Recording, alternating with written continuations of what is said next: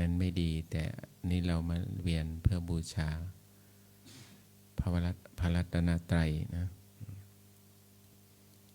รอบไหนได้บ้างเนาะเวียนเนาะแล้วประทักษิณรอบเจดีย์นะ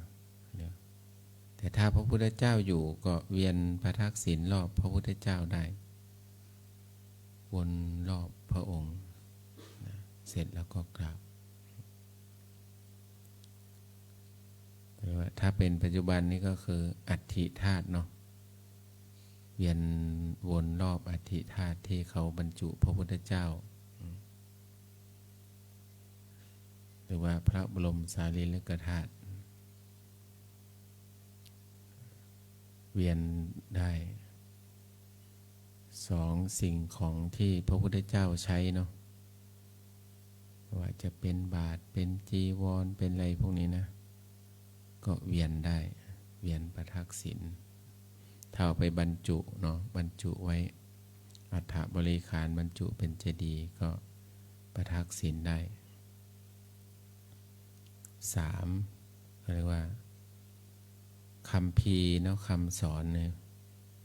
ไม่ว่าจะเป็นหนังสือสวดมนต์พิธีสวดที่เราสวดกันนะ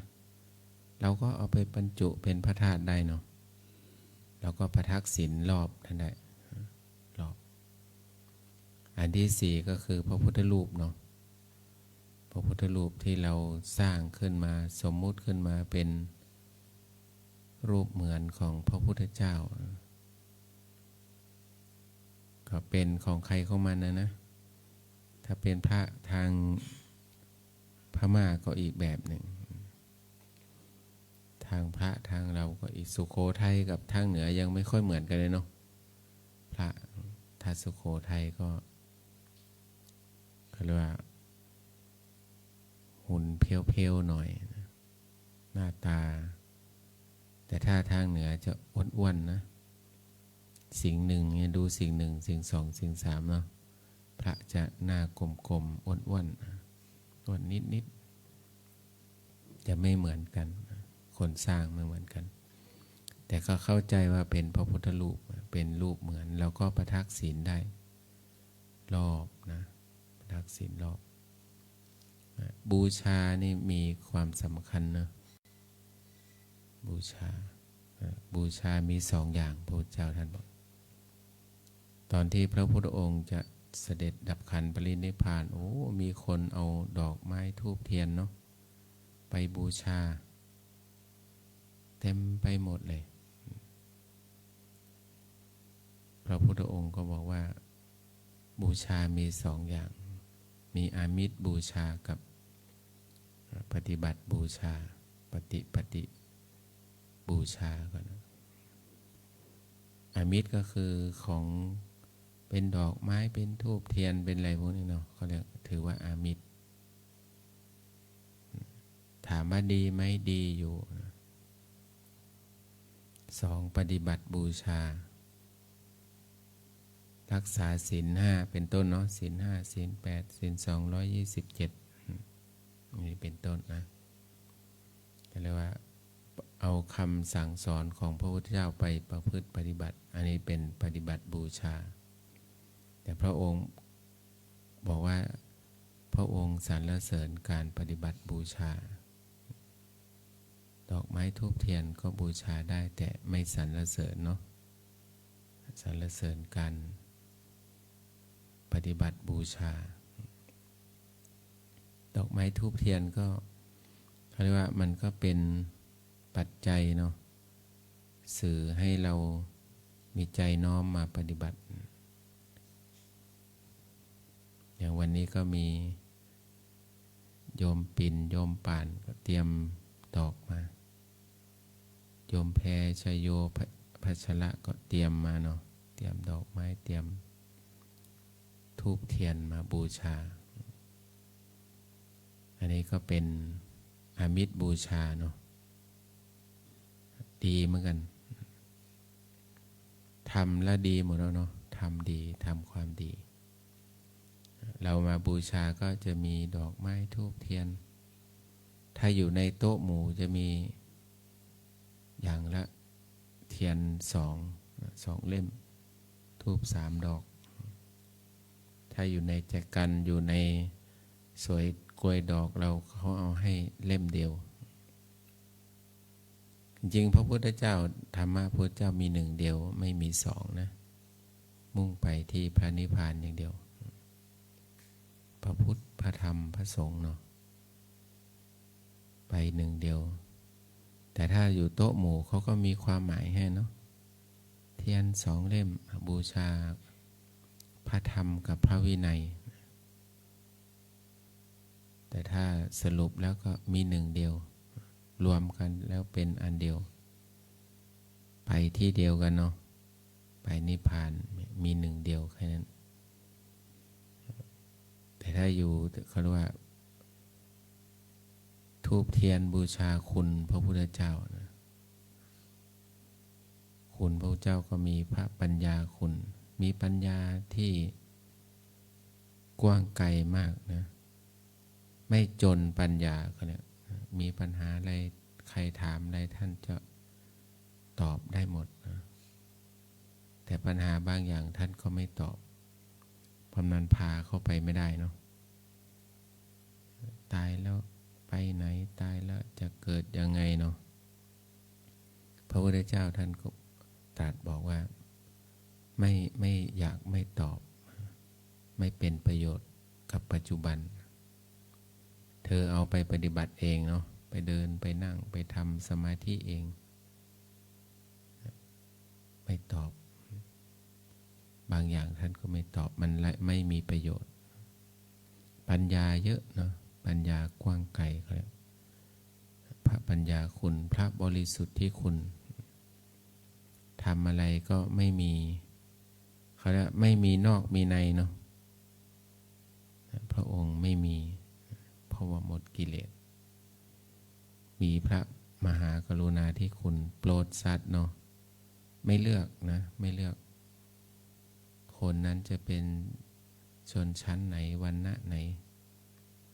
ถ้าเข้าในข่ายพระองค์เนาะเขาเรียกว่าก่อนเช้าตรู่เนี่ยพระเจ้าจะนั่งปฏิบัตินั่งทำสมาธิเนาะ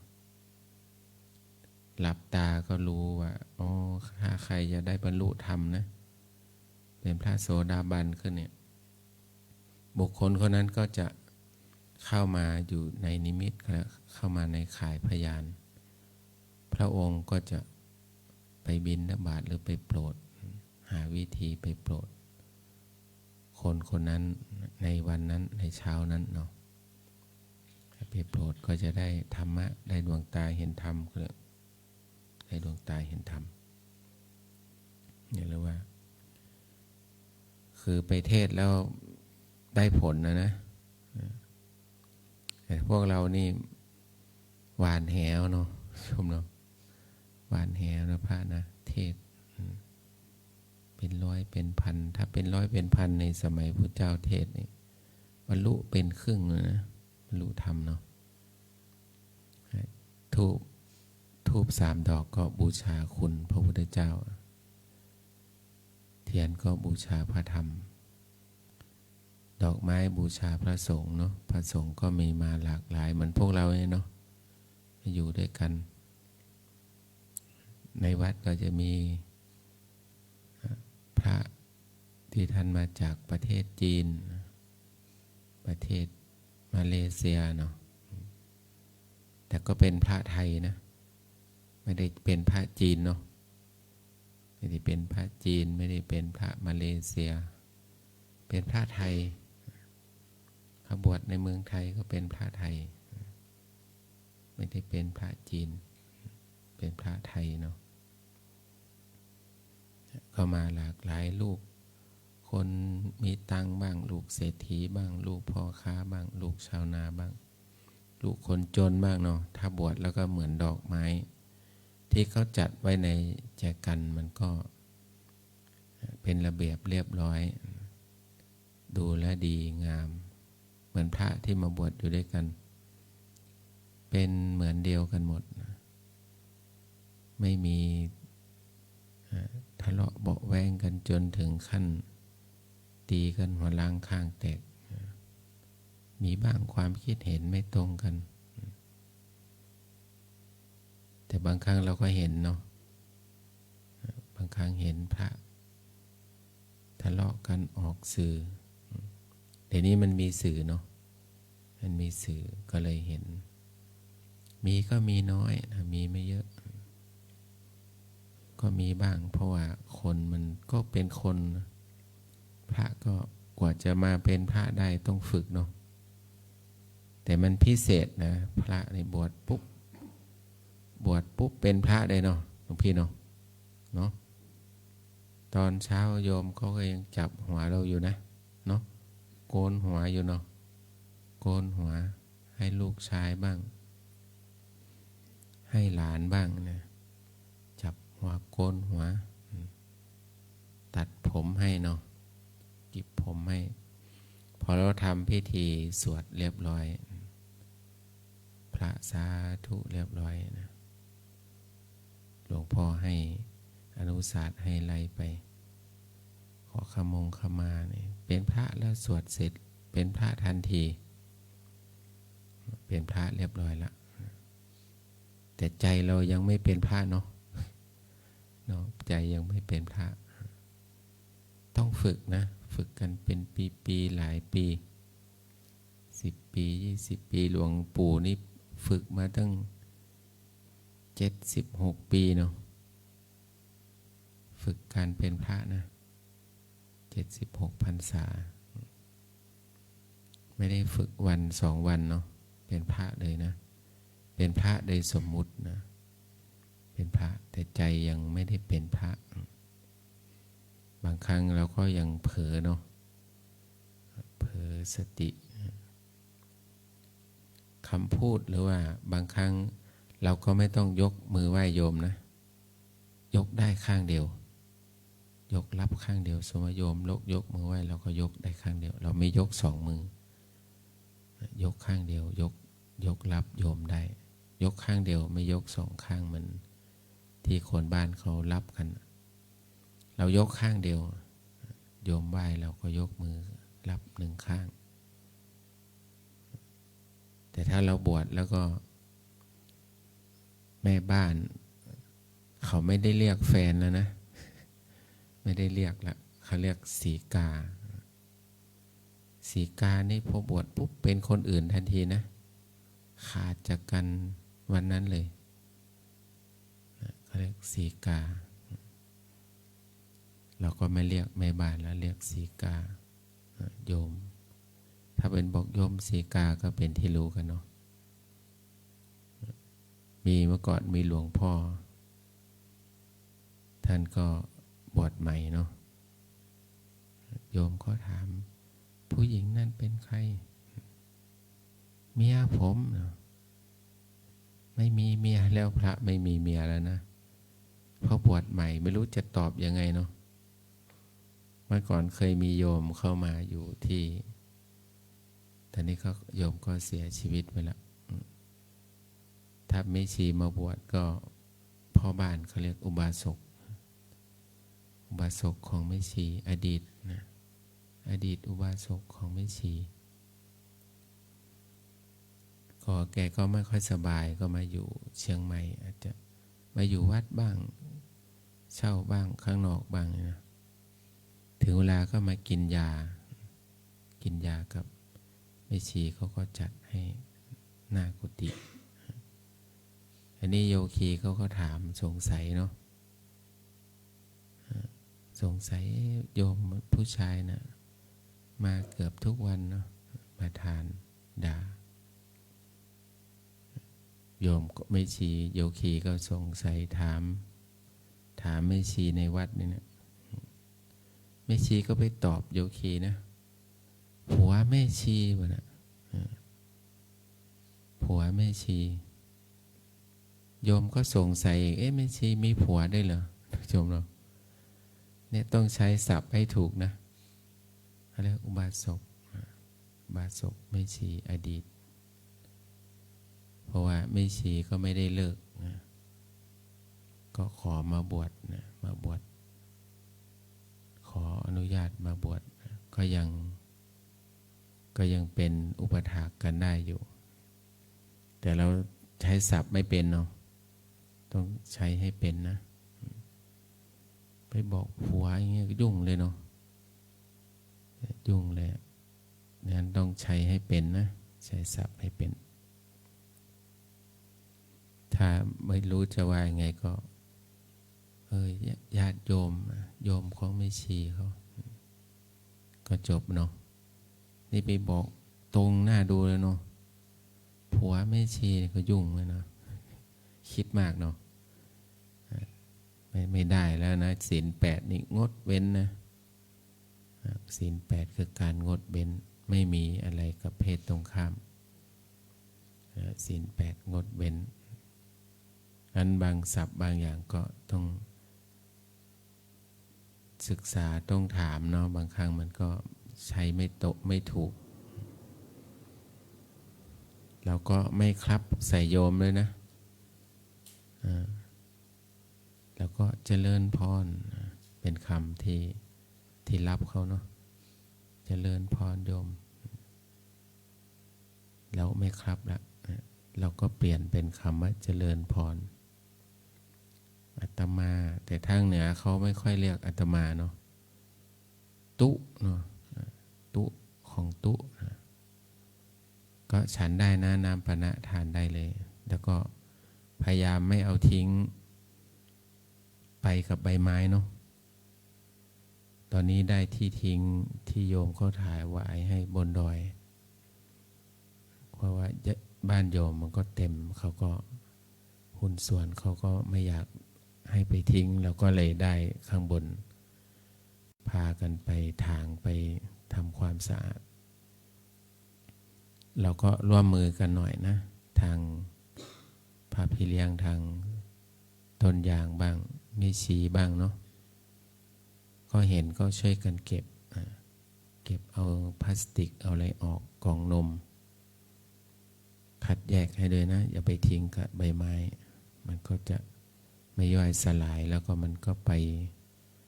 สกปรกอยู่ข้างบนได้นะถ้าเห็นก็คัดแยกให้ด้วยนะโยมเขาถวายที่มาต้นโพก็สวยนะข้างบนถ้าใครอยากไปกางกฎสักคืนก็ได้นะไปกางกฎอยู่ใต้ต้นโพก็ได้เนาะใต้ต้นโพข้างบนก็เลยมีที่ทิ้งใบไม้นะก็ไปทำอะไรได้ไม่เยอะเพราะว่ามันเป็นเขตอุทยานเอารถเอาอะไรไปเกตไปไทยไม่ได้เขาห้ามเลยไฟฟ้าก็ใช้ไม่ได้ต้องเอาเลยเก็บเสียงเนาะตัดไม้แห้งพอตัดแล้วเขาเรียกว่าเจ้าหน้าที่ที่รักษาไฟป่าเห็นเขาบอกฟืนนั้นไปเอาได้นะคนตัดอาจารย์ทางวัดไม่เอาเหรอไม่เอาบอกที่วัดยังเต็มนี่ไม่รู้จะเอาไปที่ไหน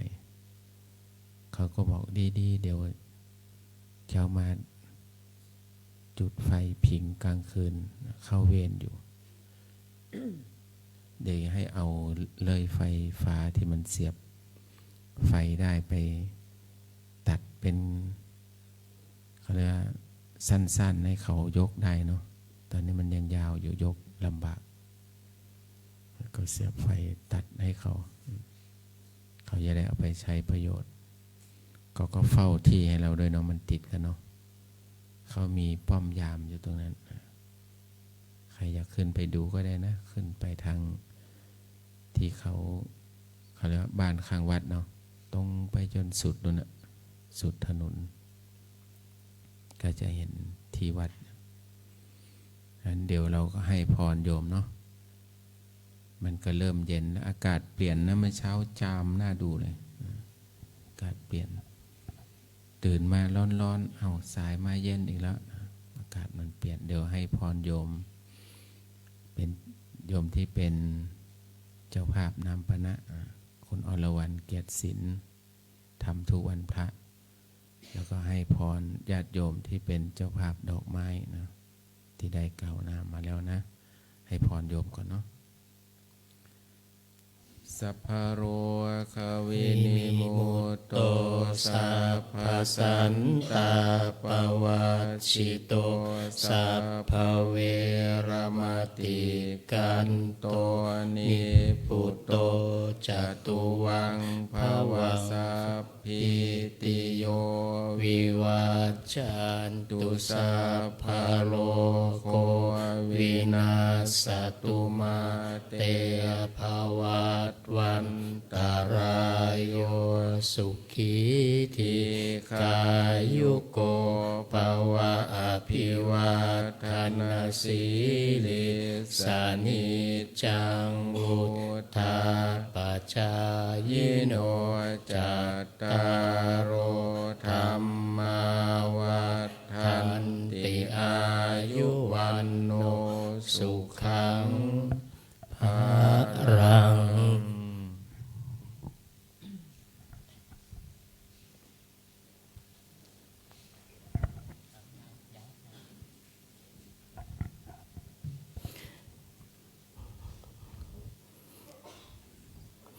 ขอนิมนต์พระภิกษุสงฆ์สามเณรเจริญพรแม่ชีโยคีนั่งคุกเข่าพนมมือด้วยดอกไม้ธูปเทียน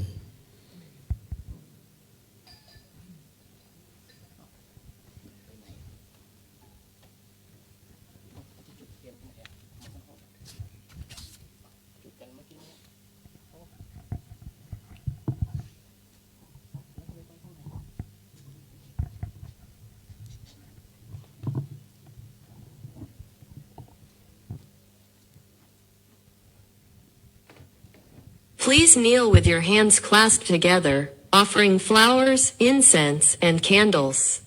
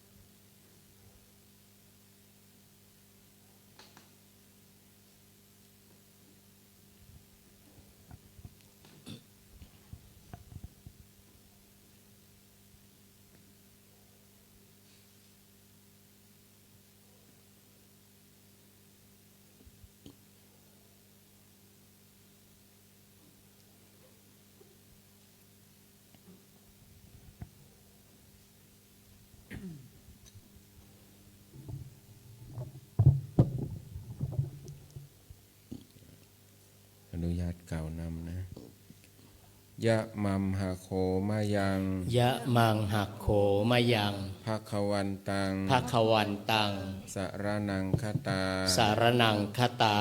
เราเป็นผู้ถึง เราเป็นผู้ถึง ซึ่งพระผู้มีพระภาคเจ้า ซึ่งพระผู้มีพระภาคเจ้า พระองค์ใด พระองค์ใด ว่าเป็นสรณะ ว่าเป็นสารณะ โยโนภควาสถา โยโนภควาสัทธา พระผู้มีพระภาคเจ้า พระผู้มีพระภาคเจ้า พระองค์ใด พระองค์ใด เป็นศาสดาของเรา เป็นศาสดาของเรา ยัสสจะมายัง ยัสสจะมะยัง ภควโตธัมมัง ภควโตธัมมัง โปรเจมะ โปรเจมะ และเราชอบใจ และเราชอบใจ ธรรมของพระผู้มีพระภาคเจ้า ธรรมของพระผู้มีพระภาคเจ้า พระองค์นั้น พระองค์นั้น อิเมหิ อิเมหิสักการเรหิตังภควันตังสะธัมมังสะสังฆังอภิปูชยามะ เราตั้งใจบูชา พระผู้มีพระภาคเจ้า พระองค์นั้น พร้อมทั้งพระธรรม พร้อมทั้งพระสงฆ์ด้วยเครื่องสักการะทั้งหลายเหล่านี้หังสัมมาสัมพุทโธภควา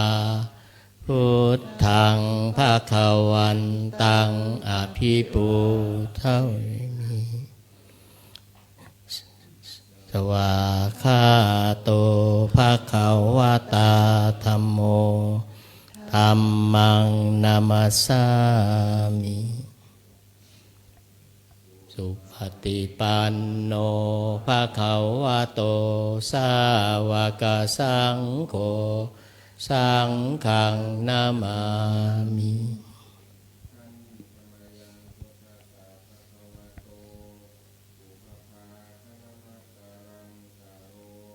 เต อิโอ ตัส ตัส สะ สะ ภะคะวะโตอะระหะโตสัมมาสัมพุทธัสสะ นะโมตัสสะ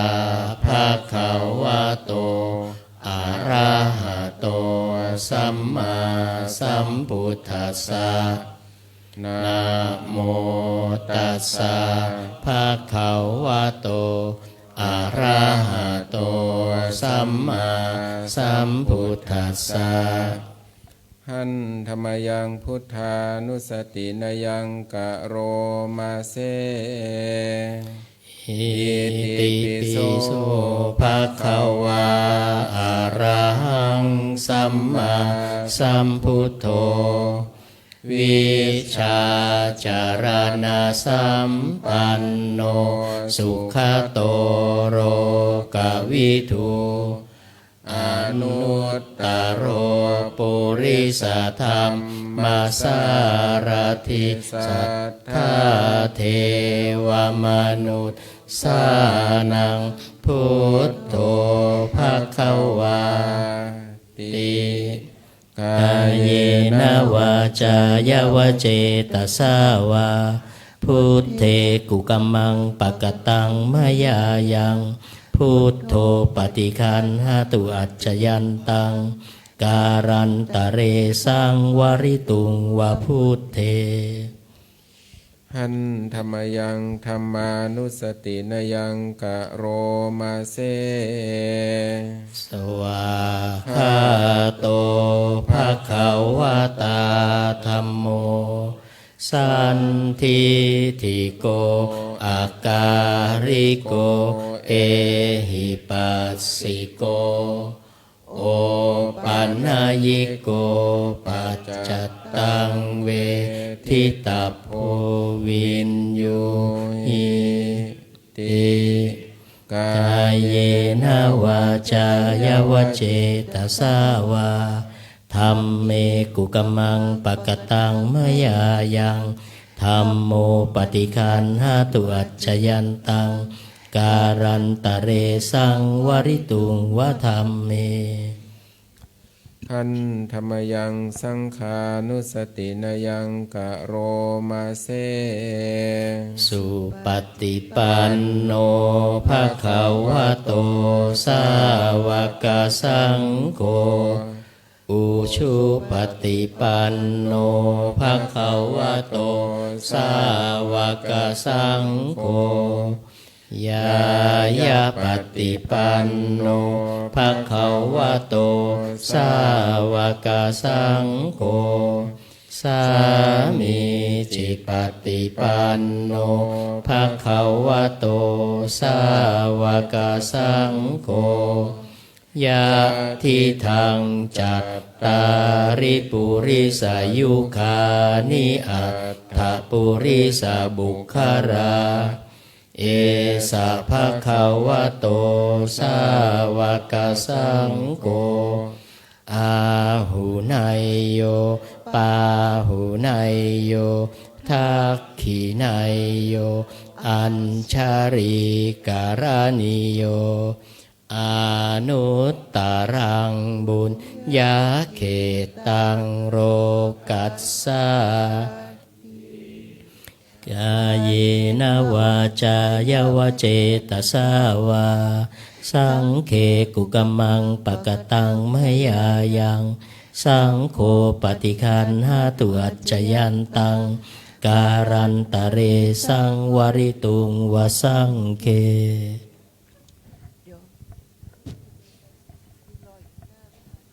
ลุกขึ้นยืนเลยนะ โยคีนะคะเดินตามแม่ชีมาค่ะเราไปตั้งแถวนะข้างวิหารนะคะ โยคีทั้งหมดนะคะ เดินตามแม่ชีมาเลยค่ะ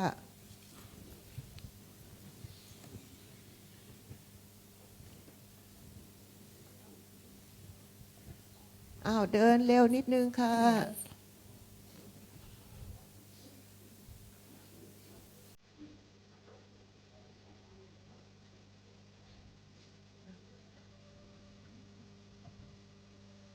Peace the up in four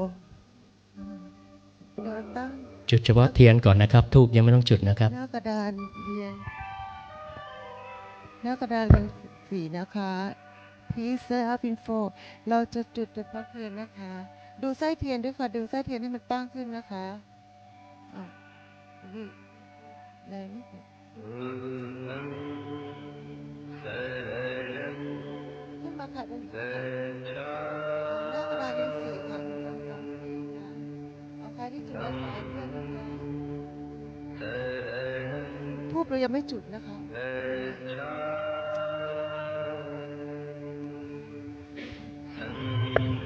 ระหว่างเดินนะคะถ้าเราเดินแบบเดินไม่จุดนะคะ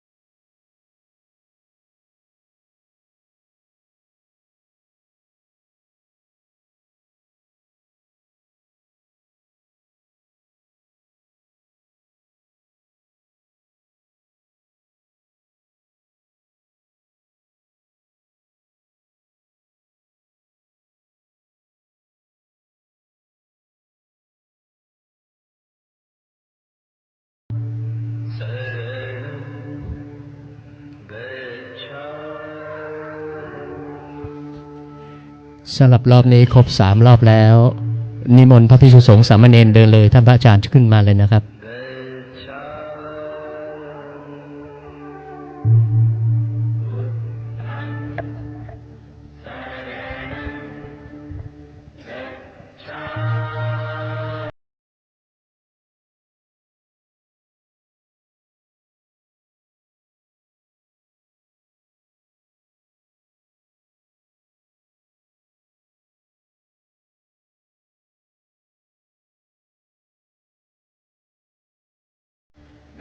สำหรับพระภิกษุสงฆ์แล้วก็โยคีหลังจากวางดอกไม้ทูบเทียนเสร็จแล้วยังไม่อนุญาตให้กลับเข้าที่พักนะครับ